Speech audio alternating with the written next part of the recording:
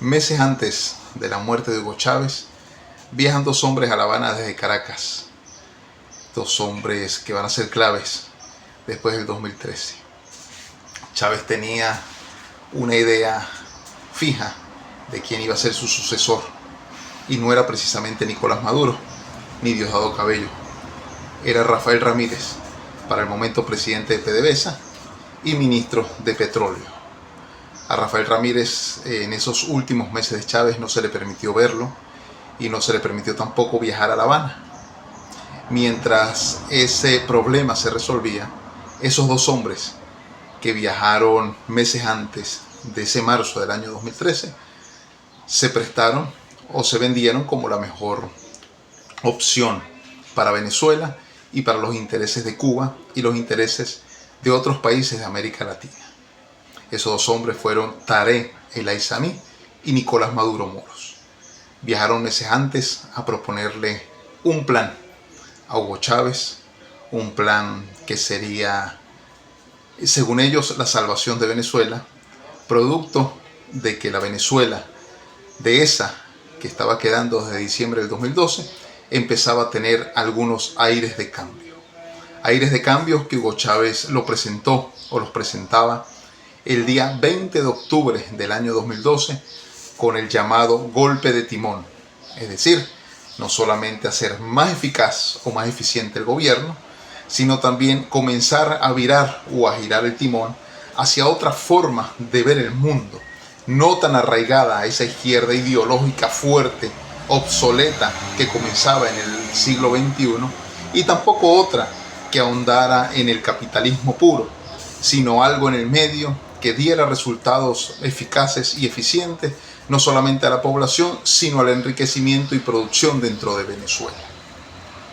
Desde el 2008 ya Rafael Ramírez había entregado algunos informes sobre la baja de petróleo, sobre la baja de los índices, sobre la baja de la venta y por supuesto la idea de que la industria petrolera venezolana, PDVSA, estaba pasando o iba a comenzar a pasar algunos detalles negativos en cuanto a la producción, en cuanto a la venta y por supuesto a la formación de esos nuevos aliados que comenzaron en el siglo XX a tener a Venezuela como un alfil en el tablero del ajedrez, digamos China, Rusia, digamos Irán, Turquía y todo ese eje de los países BRIC.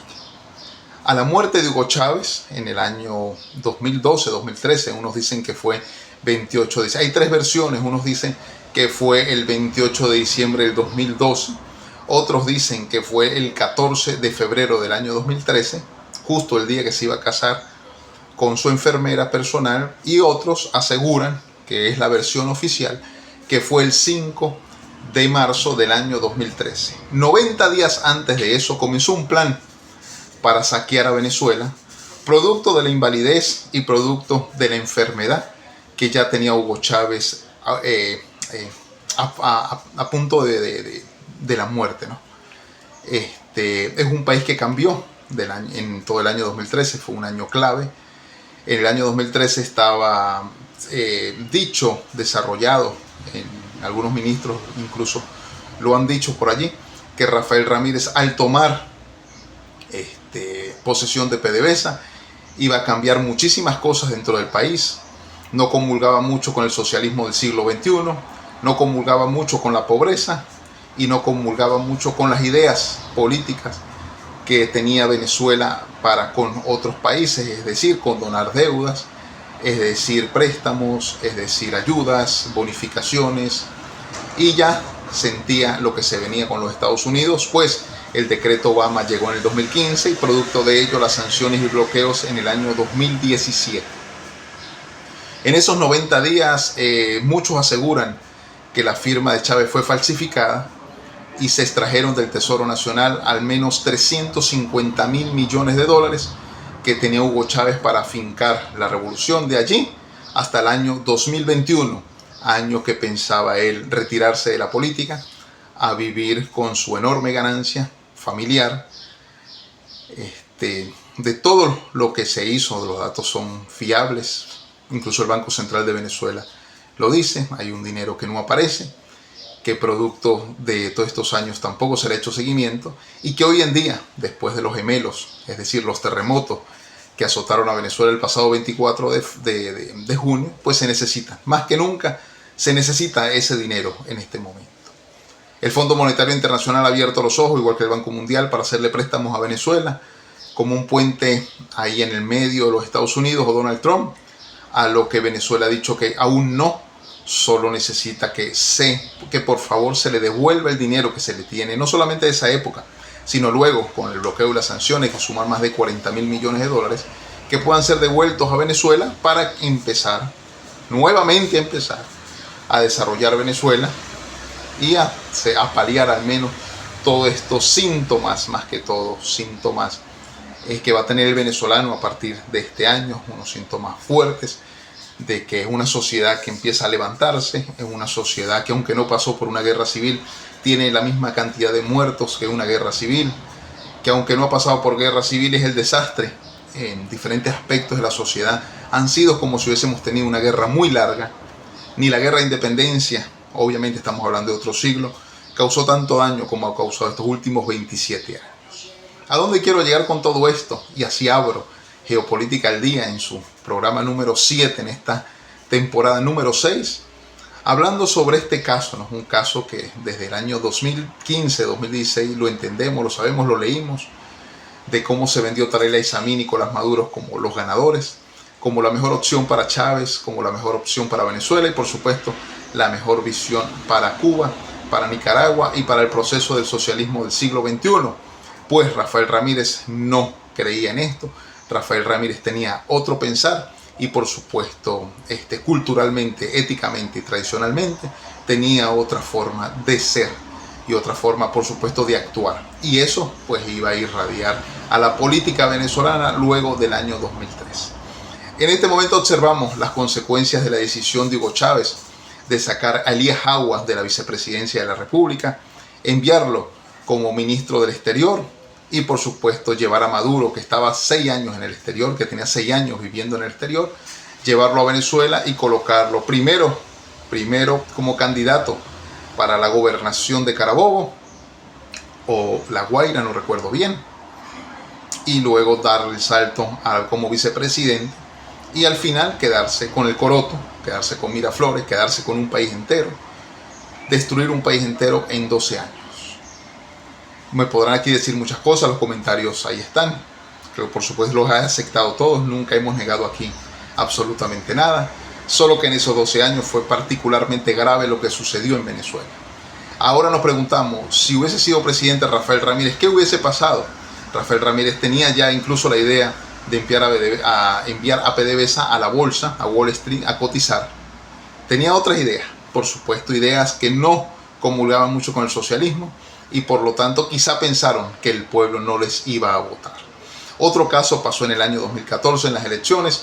Enrique Capriles Radosky, según algunos datos, dicen que fue el ganador por 400.000 votos. Lo que pensaba el chavismo que era real, así que bueno, el saqueo fue total.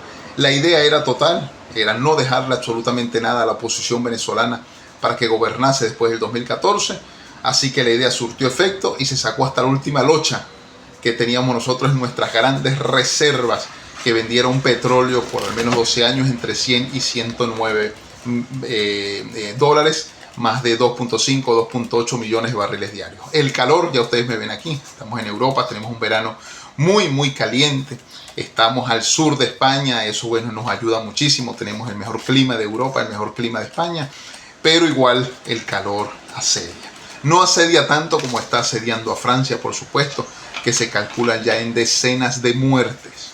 En el programa de hoy quería abrirlo así, porque Venezuela está en una etapa bisagra. Venezuela está convulsionando en este momento más que lo que ha estado en los últimos 10 años. Y digo esto producto de que comencé el tema la semana pasada nombrando las 3 grandes emergencias que tiene Venezuela en este momento: una emergencia de crisis económica, una emergencia sanitaria y una emergencia por catástrofe. Comparábamos el dinero que fue otorgado a otras naciones en los últimos años y llegaba más o menos a 220, 230 mil millones de dólares, la deuda actual que supera los 240 mil millones de dólares y por supuesto la cantidad de dinero que tiene Venezuela en el exterior producto de las sanciones y el bloqueo atroz, también hay que decirlo, un bloqueo y unas sanciones sanguinarias en contra no solamente de los políticos venezolanos, que no les tocó absolutamente nada, que no se quedaron sin hogar, que no se quedaron sin comida, sino en contra de todo el pueblo venezolano.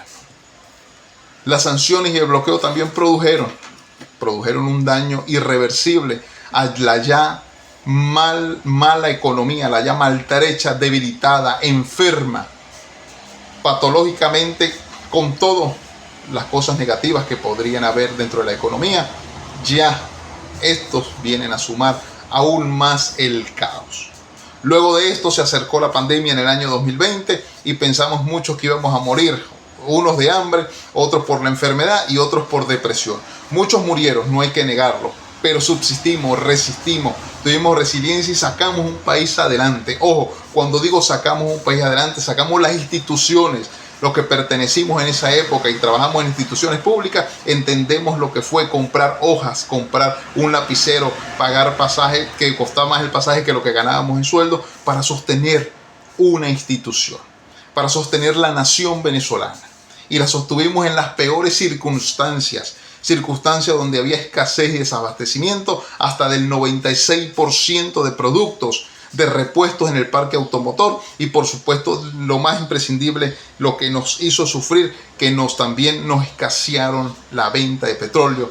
Cayó PDVSA, llegamos a tener el barril de petróleo a $23. El fracking estadounidense colaboró y ha ayudado muchísimo a descender no solamente en Venezuela, sino la capacidad técnica que tenían otros países de vender petróleo. Y sin embargo, pudo Venezuela sostenerse con el 96% del bloqueo, de las sanciones, sostener que no entrara Venezuela en el 96% la margen de desabastecimiento y escasez, y no se rindió Venezuela. No se rindió Venezuela nunca, no se rindió en la pandemia, subsistimos el 7+7, subsistimos gracias a las remesas que también muchos migrantes salieron e ingresaba ese capital a Venezuela, producto de que Tarek El-Aissami en el año 2019, 2020 y 2021 se reunió y cambió la política la política fiscal en Venezuela, la política jurídica para los emprendedores y los inversores, y pudo, gracias a eso, que muchos inversores de afuera y muchos tercerizados del chavismo, producto del cloro que habían robado, meter ese dinero en Venezuela. Y en un abrir y cerrar de ojos encontramos una Venezuela que pasó con un desabastecimiento del 96% a tener un abastecimiento total. Y eso lo pasaron en meses, eso pasó más o menos en los 13 trimestres que dura una economía de crisis a una economía, ojo, que no tuvimos tampoco una economía muy buena, pero sí abastecida. Ahí observamos nuevos actores que entraron, no solamente se fortaleció Empresas Polar, sino que otros terceros, otras industrias entraron a Venezuela, al ser un mercado consumista, a ayudar muchísimo ese tema económico. Y luego encontramos esa nueva fase que se dejó la escasez, que ya no molimos más maíz, que no comimos más arepas de papa, arepas de yuca, arepas de plátano.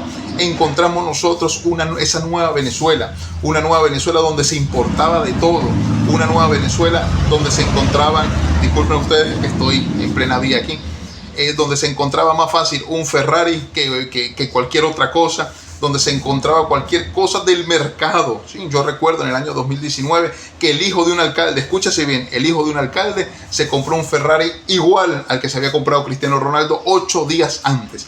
Que la feria de Berlín, acuérdense, año 2022, la feria de Berlín se trasladó directamente, los autos que se vendieron en Berlín fueron trasladados a la Venezuela en crisis en el año 2022.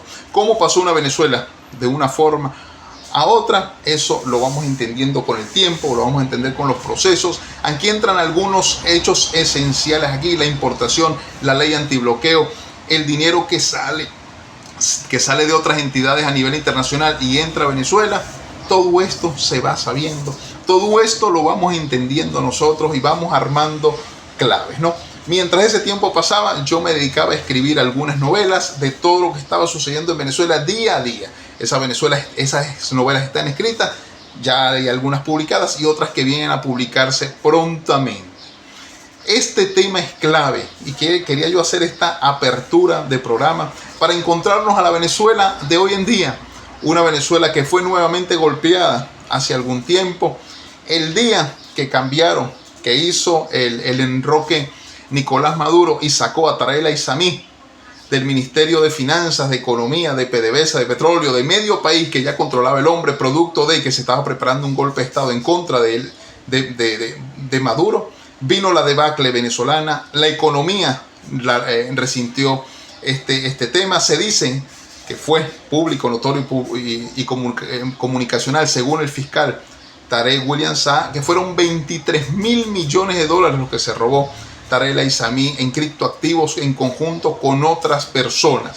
Esos 23.000 millones hubiesen alcanzado para muchísimo. El otro día sacamos cuenta para qué hubiese alcanzado. Ese no es el tema de hoy. Solo quiero decir que aquí en este enroque los hermanos Rodríguez hicieron un cambio clave aquí, que vinieron haciéndolo desde muchos antes, ¿no? Recordemos que Jorge Rodríguez ya trabajaba con Rafael Caldera en esa Cuarta República, fue encargado de pasaje estudiantil en los años 90, en los años 2000, en los años 90, perdón, porque ya en los 2000 estaba Chávez, en los años 90 estuvo a cargo del Plan Nacional de Pasaje Estudiantil. Por supuesto que ahí hubo manos negras, como todo, obviamente corrupción, robo, salió de allí y luego su padrino, su padre político, José Vicente Rangel, se los presenta a Chávez como la mejor opción.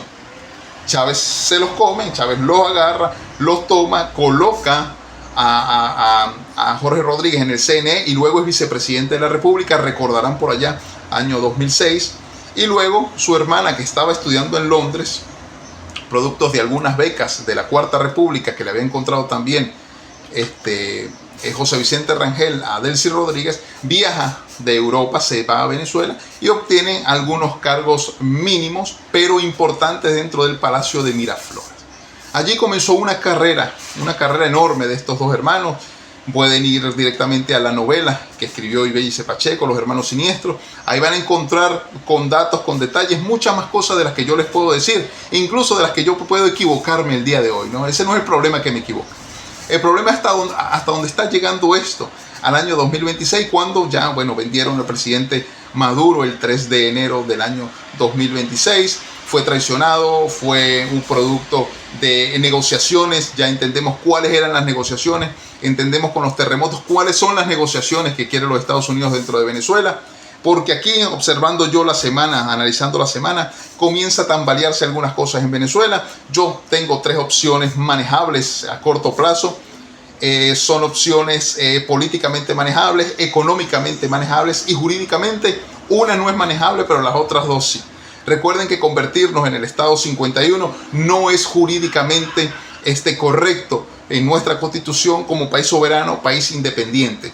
Quizá no se dé el paso hacia convertirnos o convertir a Venezuela en el Estado número 51, porque dentro de los Estados Unidos también hay otras formas y en este momento no está, que digamos, muy bien Donald Trump, visto por su sociedad, visto incluso por la Fed, que es la Reserva Federal, porque se ha gastado un montón de dinero en los últimos meses y perdiendo la guerra en Irán, sacando 300.000 millones para acallar algunas cosas de la guerra que no se digan. Pero con Venezuela el tema es otro, ¿no? Venezuela en este momento está pasando por la crisis total. Es así como un vaso cuando se va llenando con cada gota. La última gota no fue una gota, sino fue un chorro entero que hizo derramar todo.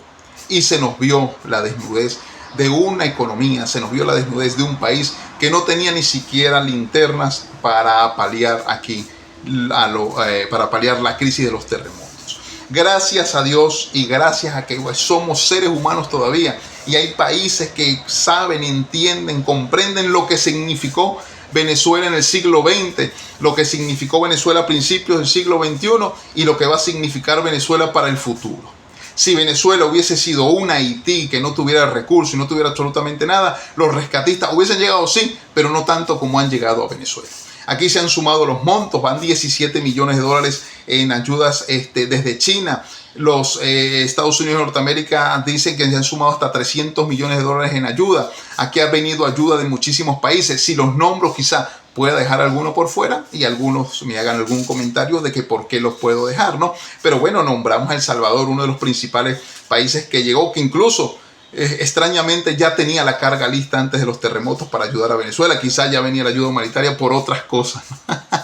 Los Estados Unidos también tenían la ayuda humanitaria preparada. Argentina tenía, Israel y Argentina también tenían la carga lista para Venezuela en ayuda humanitaria. Cuando hablaba la semana pasada de que Caracas, de que darle a Caracas y darle a La Guaira era clave porque es un golpe simbólico, es un golpe, sigo insistiendo en eso, fue un golpe simbólico, fueron directamente a la entidad política, económica, jurídica del país, fueron directamente a desbaratar, a deshabilitar algún control que había allí. Recordemos, en La Guaira, el principal puerto del país, el principal aeropuerto del país, es donde uno llega y es donde uno se despide, o sea que hay una relación muy finita, incluso sensible, de sensibilidad, porque es lo último que vemos de Venezuela, pero a la vez es lo primero que vemos en Venezuela cuando llegamos o cuando nos vamos, ¿okay? Así que es sensible, es simbólica. También es simbólica en el hecho de que observamos también de cómo desde que comenzó no solamente la gran misión Vivienda Venezuela en el año 2010, sino antes de eso, que comenzó el presidente Hugo Chávez con algunos planes de vivienda, encontramos aquí, nos desnudan también en ese tema las empresas que hicieron esos trabajos, pues en este momento, si hubiese existido jurídicamente algo bien en Venezuela, estuvieran bien demandadas por lo que ha ocurrido, porque bueno, la catástrofe se hubiese evitado si también se hubiese primero invertido en lo que tenía que invertirse, también se hubiesen hecho una evolución antisísmica o una construcción antisísmica, si hubiese dotado los hospitales, tantas cosas se hubiesen evitado si no se hubiesen robado todo. Si se hubiesen robado la mitad, ojo, si se hubiesen robado la mitad, estaríamos a la par de muchos países de América Latina, de Europa y de Asia en PIB, en índices de inflación y por supuesto índices de crecimiento, pero un crecimiento real, un crecimiento verdadero, no estos informes fantasmas que empiezan a aparecer, que el crecimiento de Venezuela y nosotros no vemos crecimiento por algún lado, porque el crecimiento se va notando y se nota simplemente en los niños, por ejemplo, que no hay desnutrición, y las tasas de desnutrición en Venezuela están asomando por allí datos lamentables, y van a seguir sumando porque ahorita se presta una catástrofe, se presta para todo. Pero estos tres, voy directamente con los tres ejes, las tres fases, los tres aspectos, como ustedes lo quieran llamar, las tres formas en las que yo he concebido esta semana que está Venezuela en el momento. Quizá haya muchas y quizá algunos de los que comentan y ven este programa me digan: Carlos, se te olvidó tal cosa, o faltó esto, o eres rojo porque dice esto, o eres azul porque dice esto. Pueden decir lo que quieran, porque recuerden que yo no creo en izquierdas, no creo en derechas, y sé que esas ideologías se han perdido también porque es que no hay un producto ideológico constante, no hay quienes estudien, no hay intelectuales que estudien esos temas, porque el mundo cambió y en este proceso el mundo es más pragmático que teórico, ¿ok? Pero la teoría siempre hace falta. Los teóricos que quedan y quedamos, porque yo por ahí estoy sacando mi teoría de la matriz del poder, estamos en ello. Tenemos tres fases. La primera, tumbar el gobierno, coloco yo aquí. Y lo coloco así porque se me vino a la mente, ¿no? Cuando digo tumbar el gobierno, pues detrás de esto hay una connotación violenta. No. ¿Cómo se tumba un gobierno, no? Recordemos que en este momento, y lo hemos visto, porque las redes sociales están especulando también cosas, pero en este instante, tal cual como pasó en Bolivia en el 2019, son lo mejor que tenemos porque están informando. Lamentablemente sigue la censura dentro de Venezuela, pero las redes sociales no las pueden callar. Y observamos ya una Fuerza Armada debilitada. Sí, cuando digo debilitada es que ni siquiera da la Fuerza Armada para ir a combatir algunas fases de la catástrofe, ¿no? Con eso observamos, ahí está debilitada. Dentro de esa Fuerza Armada está debilitada también Protección Civil, las policías nacionales, la parte de salud y todos estos temas, ¿no? Está debilitada. ¿Puede armarse en Venezuela? Es la pregunta, la dejo al aire. ¿Podría armarse en Venezuela? Que está cerca, porque el gran peo está en Caracas y en La Guaira, donde se concentra la mayor parte de la población venezolana. Venezuela tiene al menos 30 millones de habitantes, pero 15 están viviendo ahí en 2, 3, 4 estados. ¿Podría esa cantidad de personas desmantelar el gobierno? Es decir, tomar a la fuerza Miraflores, encauzar a Venezuela a una guerra civil. No sería una guerra civil. Una guerra civil se da, por ejemplo, como está Colombia en este momento, que hay dos mitades, como está Perú, que hay dos mitades, pero en Venezuela ya no hay dos mitades. Las hubo con Hugo Chávez y al principio con Nicolás Maduro, pero en este momento el 70%, por no decir más, no voy a decir más, para que los que aún creen en el chavismo pues no se asusten ni se especulen. No, el 70% y el 30% del otro lado, entendiéndose que ese 30% maneja armas, que ese 30% tiene las Fuerzas Armadas también a su favor. La guerra civil sería también si usted arma al otro grupo, pero este grupo tiene un punto caliente, un punto que está cada vez elevándose, está como una olla de presión, que está haciendo toda esta comunicación, que está haciendo las redes sociales, que va a la sensibilidad. Y entonces cada vez que la vemos, habrán venezolanos que le cogen más rabia a los militares, que los ven más despreciables, y que por supuesto esto va a llevar a un punto de ebullición si no se detiene ya. Si esto no se detiene ya y dura unas semanas más, por supuesto que va a impactar tanto lo de La Guaira y lo de Caracas, que esto podría hacerse. Al menos habrían algunas manifestaciones muy fuertes, ojo, y que venga la Fuerza Armada a reprimir a un pueblo al que no está ayudando, va a ser peor, va a ser mucho peor. La ayuda humanitaria está llegando. ¿Qué está llegando en la ayuda humanitaria? Porque ejemplos han pasado, solamente les voy a nombrar uno. Libia, año 2011, también llegaban envíos, pero no de ayuda humanitaria, porque a Libia no le hacía falta absolutamente nada, sino envíos de otro tipo de material, es decir, importaciones de lujo. Y dentro de esas importaciones de lujo venían las armas con las que dieron el golpe a Muammar al-Gaddafi. Es decir, que dentro de estos grupos rescatistas pueden haber también soldados privados para la guerra. Yo diría que sí, si me lo preguntasen a mí originalmente. Primero, porque ya hay consecuencias en otros países que han tenido esas causas. Ya hay antecedentes que se han visto. Pasó en la ex Yugoslavia cuando la dividieron en 7 pedazos. Pasó en Ucrania, en Crimea, en el año 2007, 2008, 2009, que fueron ingresando armamento y escondiéndolo.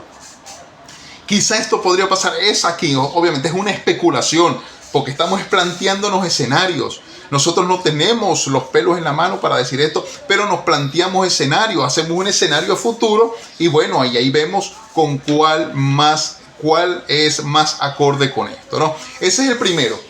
Que sea el mismo pueblo que vaya a Miraflores y tumbe a la presidenta interina, que cree un poder a partir de ¿qué? De un triunvirato. Yo los llamo ahora el triunvirato porque veo a Delcy Rodríguez, a Jorge Rodríguez y a Diosdado Cabello muy juntos, lo veo muy juntos para mi sorpresa, porque pensé que bueno, para ganarse también la otra pasta o la otra parte de dinero que falta, tienen que entregar a Diosdado Cabello, pero Diosdado Cabello representa un poder de facto en Venezuela, y el que no lo crea, quítese las gafas y véalo bien, porque representa un poder de facto, representa el poder militar, representa un poder dentro del poder en Venezuela que los hermanos Rodríguez no han podido tocar, porque al hombre también seguramente tiene un respaldo internacional, y la élite, que son los que realmente gobiernan el mundo, gobiernan las instituciones, pues dicen todavía a Diosdado, déjenlo allí, tranquilo, que lo necesitamos para otras cosas.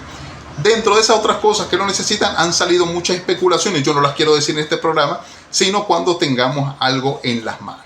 Pero esa es la primera parte, ¿no? Esa es la primera parte, porque estoy viendo caldeados los ánimos, estoy viendo cómo el mismo pueblo está asumiendo una responsabilidad, una corresponsabilidad que no había asumido. Con este desastre demostró que es muy humano, pero que también a medida que pasen los días, a medida de las horas y el colapso psicoemocional que están llevando las redes sociales, pueden impactar a futuro en estos grupos. Insisto, puede impactar en las redes sociales en estos grupos, para estos grupos en contra de señalar al culpable, ¿no? Ojo, de señalar al culpable, porque para todos en Venezuela hay un culpable. Y un culpable que lo que no se hizo en muchos años ya lo quieren enmendar hoy en día. Ojo con esto que podría pasar. Ese es el primer escenario. Segundo escenario, y es el escenario que yo veo más palpable, más visible. Y me disculparán aquellos que tienen las esperanzas puestas en la señora ex candidata, lideresa, como la dicen muchos, María Corina Machado. Pero el discurso de Donald Trump ayer en los Estados Unidos podría abrir un segundo escenario que lo planteo en este momento, que es la instauración de Delcy Rodríguez como presidenta, no provisional, no encargada, no, sino presidenta de la República Bolivariana de Venezuela de aquí a los próximos años. ¿Por qué digo esto? Discursivamente, narrativamente, no solamente cometí ahí, disculpen ahí la coalición de palabras, veo aquí el apoyo, veo dos discursos, tanto el de Marco Rubio como el de Donald Trump, que no se ponen de acuerdo aún en el caso de María Corina Machado. Entendemos que Donald Trump es un hombre vengativo, que no olvida y que por supuesto tiene allí anotadas las personas que le hicieron daño y que las va a hacer pagar. Y en esa lista, que es como la de Pablo Escobar Gaviria, tiene un nombre que es María Corina Machado. ¿Por qué digo esto? Recordemos que hace unos años, cuando él estaba haciendo candidatura, y María Corina Machado, que siempre ha estado allá, tiene permiso para entrar a la Casa Blanca con cualquier presidente, porque estuvo con Obama, estuvo con este, estuvo con el otro, con Biden. El apoyo a Biden y el apoyo a Kamala Harris fue irrestricto por parte de María Corina Machado como líder o lideresa, como quieran llamarlo. No quiero ser quiero ser inclusivo, más bien, quiero ser inclusivo. Lideresa era María Corina Machado. En ese momento, Donald Trump la vio con malos ojos, la vio no como la líder de Venezuela, por eso él tomó a Juan Guaidó, porque Juan Guaidó es una creación de los Estados Unidos de Norteamérica, solo que una muy mala creación. Muy malo salió el hombre. Bueno para algunas cosas, entendemos para qué, para jugar pádel, digo, ¿no? Y para robar, para ser un corrupto más, pero muy malo para llevar la política que tenía que llevar y el proceso como lo tenía que llevar.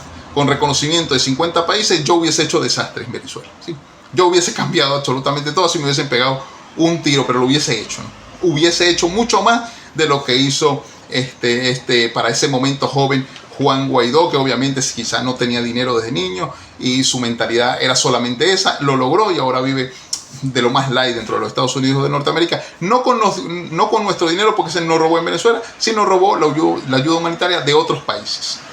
Pero la instauración de Delcy Rodríguez en este segundo escenario lo veo en la narrativa de Donald Trump, que consecuentemente dice: nos llevamos muy bien con Delcy Rodríguez, el pueblo venezolano está muy contento, estamos sacando petróleo y todos los días sacan 500,000 de barriles. De mayo hasta ahorita ha crecido la industria petrolera en Venezuela 27% en producción y exportación directamente a los Estados Unidos. Es decir, que los datos que nos están dando son falsos. Se está produciendo más de 1,000,000 de barriles de petróleo. Solo que si están haciendo lo que hizo Tarek El Aissami con esa estrategia de cambio de bandera en el Caribe para vender o comprar petróleo, diciendo que no era venezolano, cambiaba la bandera venezolana y colocaba otro tipo de bandera, que corruptos al fin, se vendía petróleo. Quizá eso podría estar pasando en Venezuela. No solamente ha pasado en Venezuela, eso pasa en Medio Oriente desde los años 90, ha pasado con los Estados Unidos, ha pasado en el Caribe, ha pasado en el Pacífico. Ya ha pasado, ya hay antecedentes de falsas banderas. Y quizá Venezuela en este momento esté con falsa bandera, ayudado por los Estados Unidos de Norteamérica, que, ojo, no es descabellado pensar, el único descabellado soy yo, pero no es descabellado pensar que la ley de importación y la ley antibloqueo también fue ejecutada desde los Estados Unidos de Norteamérica para ingresar muchísimo capital para poder abordar o para poder adquirir parte del funcionamiento venezolano, es decir, centros comerciales, estética, clínicas odontológicas, todo. Para usted de contar todo lo que nació en Venezuela, marques, boutiques, un montón de cosas. Que bueno, hay una lista enorme: compra de carros, venta de carros para uno, un país muy lujoso para uno, para la pomada caraqueña, pero el resto del país no veía eso, aunque en algunos sectores de cada una de las ciudades, los que me están viendo en Venezuela saben a lo que me estoy refiriendo. Después del 2019 hubo unos nodos, hubo unos círculos muy cerrados en cada ciudad de Venezuela que fortaleció una cantidad de personas que hicieron fortalecer alrededor a la ciudad. Hablo de los marques como un primer nodo, como un primer paso, como un primer principio, hasta la importación automotriz de autos de lujo. Ojo que esto todos lo saben. Aquí hasta el chavista más chavista sabe que aquí se negoció con empresas estadounidenses para que la ley antibloqueo surtiera efecto. Oye, ojo que surtió efecto, que es una ley que se estudia a nivel internacional en algunas facultades de economía a nivel internacional, el caso de Venezuela. Ese es el segundo, la instalación de Delcy Rodríguez. ¿Por qué? Porque la visión de María Corina Machado en Venezuela, pienso yo, que es ahora o nunca. Si María Corina Machado no aparece en Venezuela en esta crisis de La Guaira, dese por vencida. La necesita el pueblo en este momento. Y ojo, no ha sido por culpa de ella. Ya estaba montada en el avión desde Panamá, la bajaron. Quería entrar por Curazao, también la bajaron. ¿Quién la bajó? ¿Qué poder se esconde detrás de esto? ¿Es el mismo Donald Trump? ¿Es el mismo Marco Rubio? que también ya tiene sus negocios, porque los negocios de Marco Rubio son históricos, averigüen la familia de él, son históricos con Venezuela y con el Caribe y con los grandes pasos que hay por allí, que no se permite a María Corina Machado ingresar al país. Será en este momento que el enroque fundamental que necesitan los Estados Unidos para petróleo, para gas, para energía, para agua dulce, que tenemos muchísimo, y para coltán y un torio, níquel y un montón de cosas, hierro, bueno, vale usted de contar todo lo que tiene Venezuela, salga fácilmente para los Estados Unidos. Quizás sea la piedra de tranca María Corina Machado para que este tipo de políticas no se dé. Ojo con esto, que todo lo que están pasando alrededor de María Corina Machado en este momento parecen vetados, no solamente dentro, sino fuera de Venezuela, donde también va a empezar una persecución. Ojo, va a empezar una persecución con los que apoyan a María Corina Machado. Líderes, gobernadores de estado, secretarios generales de cualquier institución van a ser perseguidos. Podrá callar las redes sociales, porque las redes sociales no es lo que yo quiera decir, no, es lo que el algoritmo me deje a mí hacer aquí. Es la dictadura del algoritmo. Podría ser entonces que estén escondiendo ya el nombre de María Corina Machado porque no es viable que gobierne un país como Venezuela, más que todo teniendo en cuenta que pretende los Estados Unidos que sea el Estado 51. Y ojo que María Corina Machado sería hasta ideal para ser el Estado 51 porque pertenece a ese bloque que gobierna países como Argentina, que va a comenzar a gobernar Perú, que van a gobernar Colombia, que van a gobernar Brasil, ya con los candidatos, que el nuevo presidente argentino ya entendemos quién va a ser, este es de apellido Gobel, ya búsquenlo ustedes quién es, va a gobernar Argentina.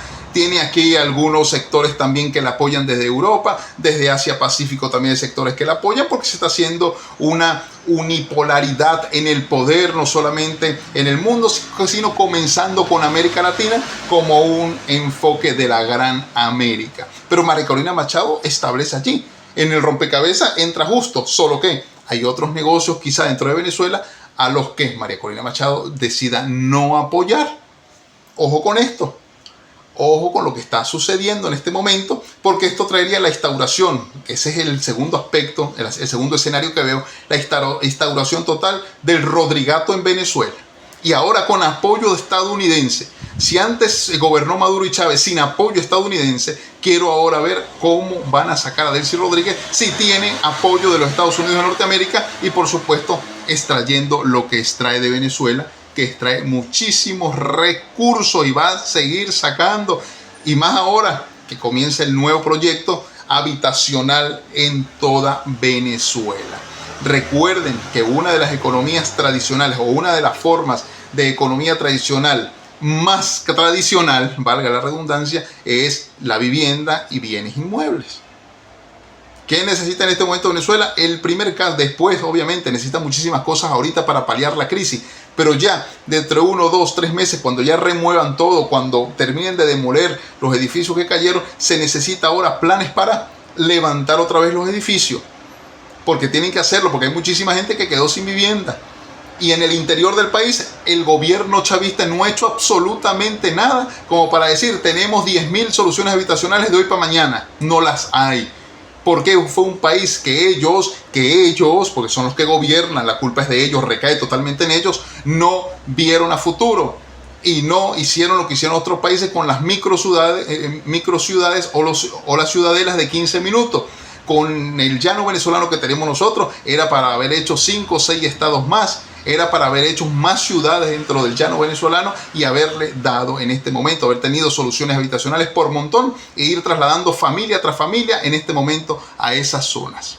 Ojo con lo que estoy diciendo, que lo tuvieron el dinero, tuvieron la forma, tuvieron, profesionales, ingenieros, arquitectos por arroz en Venezuela para hacer este tipo de proyectos, pero no.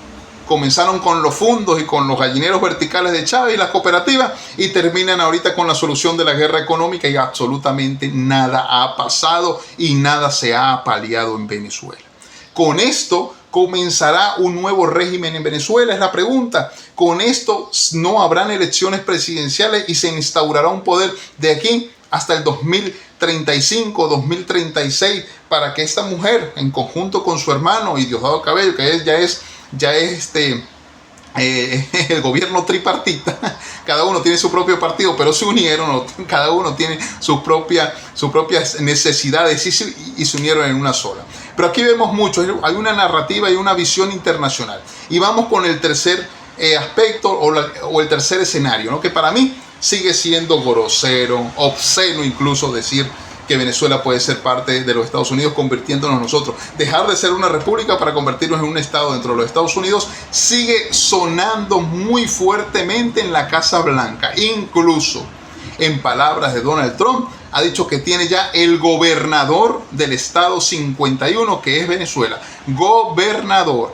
Ese es el tercer escenario. Convertirse Venezuela, bueno, antijurídicamente, anti todo, en el estado 51, es decir, que no hay nivel nacional, no hay un poder nacional, y con esto perdería el chavismo como tal, el gobierno perdería por completo Venezuela, una instauración de la democracia desde 1958, porque dejaríamos nuestra propia democracia y pasaría Venezuela simplemente a ser borrego nuevamente de los Estados Unidos, y los Estados Unidos dentro de Venezuela haciendo lo que le corresponde hacer, que es hacer complejos habitacionales porque se van a ganar las concesiones, resolviendo el problema eléctrico porque van a ganar concesiones, construyendo edificios porque van a ganar concesiones, haciendo el tema del gas porque van a ganar concesiones, y con eso cobrarle a los venezolanos producto de toda la medición del agua, del gas, de la electricidad que usted consuma. Esto se viene para Venezuela, que no caiga de sorpresa, señores. ¿Pueden haber otros escenarios? Sí, pero yo dije, voy a plantear hoy 3 escenarios porque el programa es a veces de 50, a veces de 55 minutos y tiendo yo a enfocarme en alguna idea. Esta es la visión que hay para Venezuela. Me preocupa mucho lo que está pasando en este momento con María Corina Machado y con las personas que la arropan o los grupos que están alrededor de ella. Ojalá esté equivocado yo. Esté equivocado, pero completamente, y María Corina Machado llegue a Venezuela y empieza a hacer política. Ojo, que llegando a Venezuela y enfrentándose con un país con una deuda de 240.000 millones de dólares, con un déficit económico tremendo dentro y fuera de Venezuela, porque el dinero afuera está retenido y el dinero que está dentro ya está prácticamente congelado porque está ya dividido para diferentes sectores. Encontrarse con una Fuerza Armada Nacional, no sé si bolivariana, porque el precepto de Bolívar no lo tienen mucho cuando lo vemos saqueando televisores, aire acondicionado, en vez de estar ayudando a remover los escombros, pues habla muchísimo de los agentes o de los soldaditos estos que van a ayudar, ¿no? Ojo, que como se dejan tratar también del pueblo, el pueblo ya despertó, ya perdió el miedo y los va a confrontar, que es el escenario número 1. Convertirnos en el estado 51 de los Estados Unidos de Norteamérica tiene muchas contras. Perderíamos nosotros la soberanía sobre todo territorio. Ojo con esto, ahí sí terminaríamos de perder nosotros la zona en reclamación, o ganarla, porque como hay muchísimos recursos, pues prácticamente negocia y dan un fallo a nivel internacional donde se le devuelven los 160.000 kilómetros cuadrados, no a Venezuela, sino a los Estados Unidos de Norteamérica. Qué manguangua, ¿no? Qué bonito todo. Así tan fácil sucede aquí. El terremoto abrió muchísimas cosas, porque el mundo tampoco es que esté pasando por muy buenas cifras, ¿no? Yo tengo aquí algunos informes que sacamos de la semana para ir ya terminando el programa. Vamos a cerrar con algunos titulares apenas de lo que está pasando en el mundo, porque lo que sucede en el mundo está impactando directamente a la economía, al PIB y a la inflación mundial. Vimos esta semana la caída del yen a su punto más bajo en los últimos 40 años. Desde diciembre del año 1986 el yen japonés no estaba tan bajo como está en este momento, pero es obvio el crecimiento, el valor que es el DXY, el valor del dólar, que tomaban préstamos en yenes y compraban dólares, lo que hizo devaluar, por supuesto, las monedas. Está en una recesión, incluso se habla de una intervención de la Fed, de la Reserva Federal, hacia el banco japonés. Esto abre otra forma de ver el mundo también, ¿no? Porque ojo, que el proyecto del yuan digital está dando resultados muy positivos, al menos hasta ahorita, a la economía rusa. Recuerden que Rusia, la Unión Europea, el Banco Central Europeo, tradujo la política trumpista de las sanciones y los bloqueos estadounidenses, lo tradujo para ellos porque ellos copian todo y dependen mucho de los Estados Unidos, y incautó, después de que comenzara la guerra con Ucrania, $300.000 millones a Rusia que todavía no han sido devueltos. El resto del dinero, se preguntarán ustedes, pero ¿cómo ha hecho Rusia para subsistir? Rusia cambió el sistema, no utilizó más de lleno, ¿no? Solo en una parte, no utilizó más de lleno el sistema financiero mundial, no utilizó en sí utilizó el sistema monetario, pero de otra forma. Es decir, todo ese dinero que ganaba Rusia a partir de las exportaciones que hacía de petróleo y de los servicios que presta Rusia, no iban directamente a Rusia, sino iban directamente al banco en China, a un banco en China que tenían como moneda allí el yuan digital. Todo se convirtió, todo lo que ganaba Rusia fue convertido a yuanes digitales. Pero ¿cómo salía el yuan digital directamente a Rusia? Pasaba por un proceso mecánico directo. Recordemos que el país que tiene más dólares no es Estados Unidos de Norteamérica. El país que tiene más dólares en este momento es la República Popular China. Esos dólares que tiene, tanto en bonos o en efectivo, son los que están apalancando la economía rusa dentro de un sistema financiero que fue creado por los Estados Unidos, que es la Reserva Federal. Ojo, en el medio está el yuan digital, recibiendo digitalmente dinero y dándolo China en dólares y quedándose con los yuanes digitales. Es decir, los Estados Unidos le da a China cada año o cada 3 meses, según el plan o proyecto que tengan, bonos del tesoro. Esos bonos del tesoro, China no los quería recibir hace algún tiempo porque estaban muy bajos. Con la guerra de Irán, por eso es que la guerra también es programada, comienza una guerra, el dólar subió, el petróleo subió y por lo tanto los bonos del tesoro, más que todo el Treasury 10, que es el bono del tesoro a 10 años, subió tanto que China se queda con los bonos. Es más, los Estados Unidos le creó un bono solamente a China que se traduce en dólares. China toma eso y se los da a Japón para que los intercambie en dólares y pueda apalancar parte de su economía. Ojo que China se la sabe toda. Esto también va directamente a Alemania, que está pasando por una recesión pero muy fuerte. Ahorita digo cuáles son las causas de la recesión, pero China hace lo mismo con Alemania, dándole dólares o bonos del tesoro estadounidense en dólares, porque Alemania le compra eso a China. China en este momento está siendo el intermediario del mundo para lo que ustedes los busquen. Vimos el oro esta semana comenzó junio del año 2026. Escuchen, junio del año 2026 fue el peor mes para el oro desde el año 2008. Desde el shock del 2008, el oro no había tenido un mes tan trágico, tan negativo, tan perjudicial para la economía como fue junio. Pero ya levantó. El día de hoy ya se encuentra en 4.180 y algo, 4.182, 4.183 el oro en este instante. Ha subido esta semana. Julio está siendo positivo, está comenzando a ser positivo para el oro. Recordemos que el oro, cuando cae lo más bajo, cayó hasta 3.952. China se activa a comprar oro. El mayor comprador de oro del mundo sigue siendo China y ya compró barato. Por supuesto que compra 3.952, ya subió a casi 4.200. ¿Lo va a vender? Por supuesto que no, porque ese oro es para apalancar su economía. Hay algunas mineras, refinadoras de oro, que van directamente a trabajar solo con China en lo que queda de año. Es tanta la demanda de China que Suiza, parte de Suiza, está trabajando solamente con China. Ojo con esto. Bueno, aquí vemos el americanismo. Mañana se celebra, desde hoy comienza a celebrarse los 250 años de independencia de los Estados Unidos de Norteamérica, que fue en 1776. Sigo insistiendo que algo va a pasar, algo va a suceder en la celebración de los 250 años de la independencia estadounidense. Algo extraordinario al menos va a suceder, sea con algún juego del mundial, sea en la Casa Blanca. Algún show está preparado, porque los Estados Unidos eso es un show. Tiene ahí a Hollywood, que le puede hacer absolutamente cualquier cosa. Tiene la inteligencia artificial que le puede hacer cualquier cosa. Pero algo va a suceder en la celebración de los 250 años de la independencia de los Estados Unidos, que es mañana, pero que las actividades ya comienzan desde hoy viernes. ¿Por qué comienzan desde hoy en viernes? Porque Trump, recuerden, comienza a desestabilizar el mercado los viernes y lo arregla los lunes. Así ha ganado muchísimo dinero desde hace muchísimo tiempo. Recordemos que una de las personas que más han ganado dinero este año por venta y compra de petróleo ha sido el hijo de Donald Trump, que ha sido dateado con la guerra de Irán. Ojalá fuera yo hijo de Donald Trump para estar dateado y hubiésemos comprado petróleo en 56 y hubiésemos vendido en 119. ¿Ok?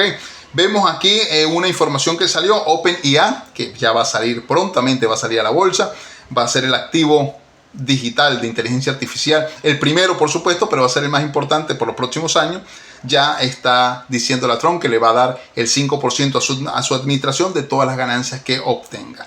Ya Yanis Varoufakis no se equivocó cuando hablaba de que la inteligencia artificial no solamente se iba a apoderar del mundo, sino se iba a apoderar del mundo financiero.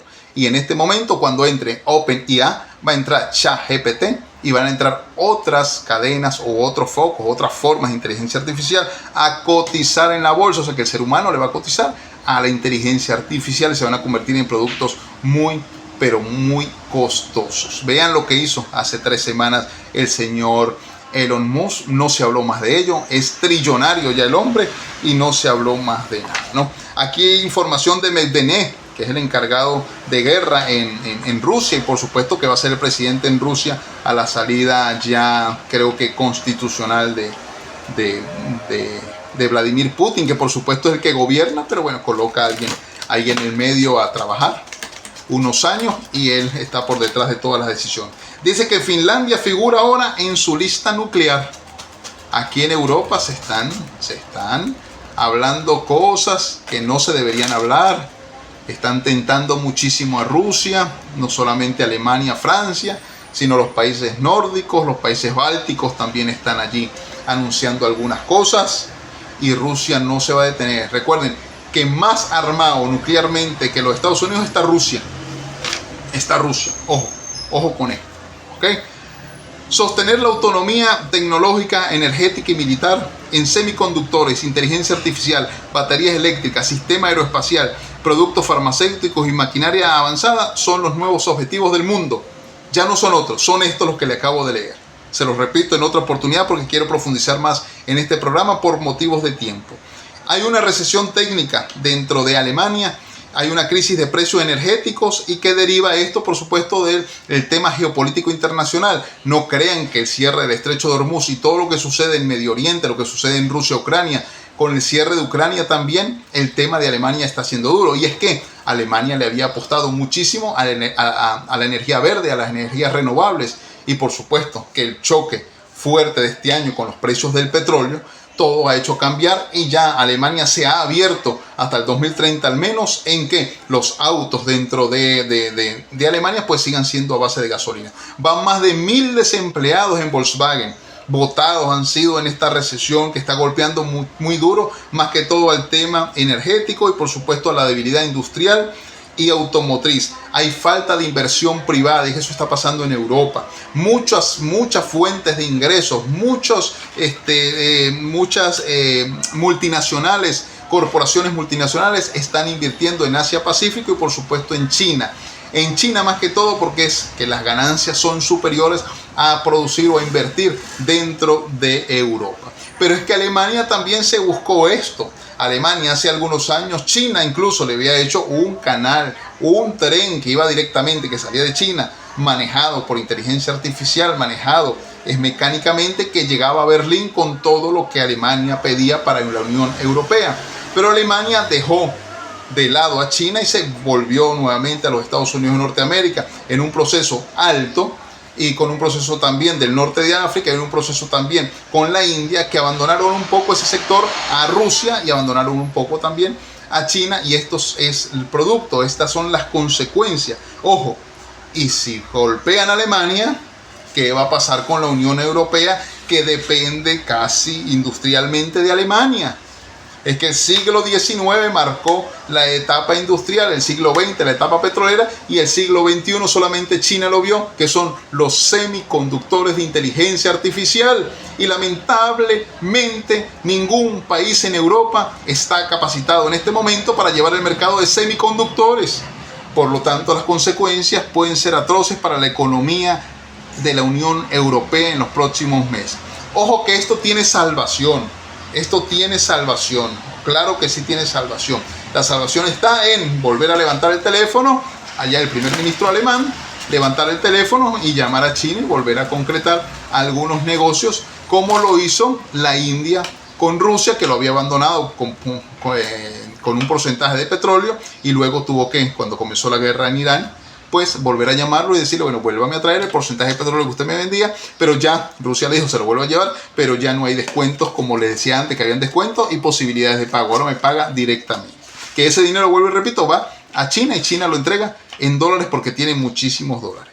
En el caso del yen japonés, que no caía desde diciembre del año 1986, dice que bueno, es una barrera psicológica de las 162 unidades. Y cuando vemos los datos, dicen que entre abril y mayo de este año, ya Japón quemó 11.7 billones de yenes, lo que se traduce en 72.000 millones de dólares. Cuando una moneda, el dólar va a estar por encima de las monedas nacionales, eso lo entendemos. Pero cuando hay un margen tan amplio, pues por supuesto está creciendo no solamente la inflación, sino la recesión económica. Es decir, no tengo cómo apalancar la cantidad de dólares que ahora necesito porque el mismo pueblo, las corporaciones me están pidiendo dólares. Eso pasó en Venezuela, amigo. Eso pasó en Venezuela y mirad lo que nos han llevado a Venezuela, en Venezuela. ¿Okay? Tenía muchos datos más para hablar el día de hoy, solo que bueno, hay que concentrarse en lo que pasa en Venezuela y por supuesto el tema que nos va a llevar a cabo a partir de ahora, que es el tema geopolítico venezolano. Los que realmente gobiernan el mundo todavía ven con buenos ojos lo que podría ser Delcy Rodríguez. ¿Es esa una opción? O la opción, la otra, que la sociedad se una, como tuvimos que hacer no hace mucho tiempo, en vez de haber salido al exterior los 8 millones, hubiésemos agarrado 500.000 y nos hubiésemos ido a tomar Miraflores y hubiésemos sacado a Nicolás Maduro nosotros mismos, pero nos hizo más fácil salirnos del país. Bueno, la crisis, cada quien tiene sus propias necesidades y cada migrante tiene su propia historia.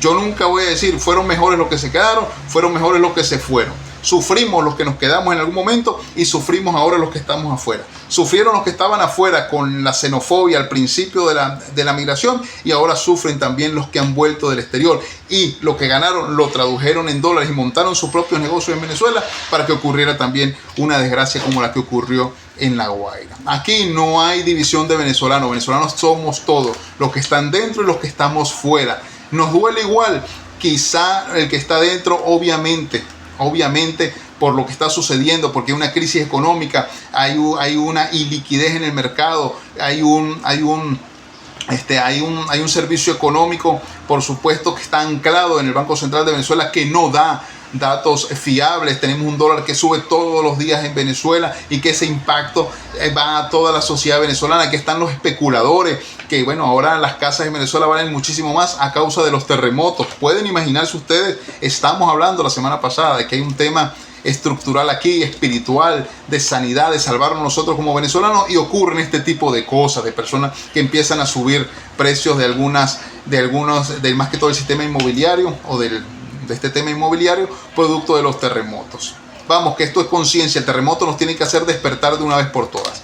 Dejo allí los 3 escenarios, me despido, que tengan una semana provechosa, un fin de semana maravilloso. Nosotros aquí con calor hasta septiembre, hasta mediados de septiembre, por supuesto, no ha comenzado nada. Han dicho aquí que ahora es que falta llegar todavía a los 40 grados, pero bueno, yo ya mi abanico, mi ventilador, aire acondicionado, porque aquí hay momentos que no se aguanta. Con la de Boca hoy, extrañando a Boca, un rato sin ganar un título, pero seguimos apoyando al equipo del Gran Román y del Gran Maradona. Me despido, que estén muy bien. Después hablamos del Mundial y de la avasallante Francia de Mbappé. Bueno, ya no solo de Mbappé, cuando no quiere aparecer Mbappé, aparecen los demás. Muy, una candidata de primera. Francia, como está jugando. El fútbol que ha practicado Francia ha sido un espectáculo para el Mundial. Así que bueno, me despido. Que estén muy bien. No alargo más esto. Hasta luego.